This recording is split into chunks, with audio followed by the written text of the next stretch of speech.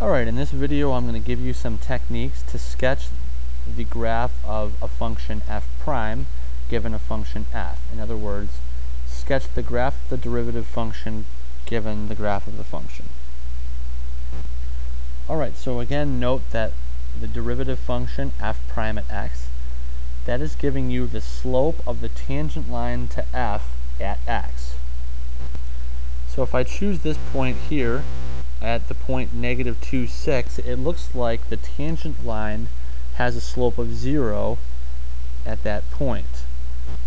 So therefore the output of the derivative function with an input of -2, so if I go to x equals -2, the slope appears to be 0 there.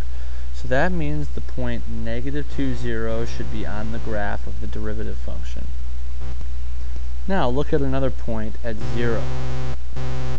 Alright?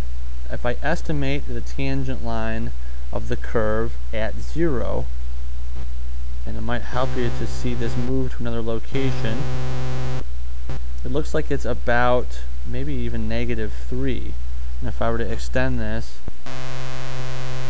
it almost looks like it's down 3 over 1. So I'm going to estimate that the slope at 0 is -3. If I plot that point on the coordinate plane for my f prime graph, I'm going to get the point 0, -3. Now if I go over to 2, it looks like it levels back off to 0. So at that spot, f prime at 2 would be equal to 0. So it looks like the point 2, 0 would be on the graph.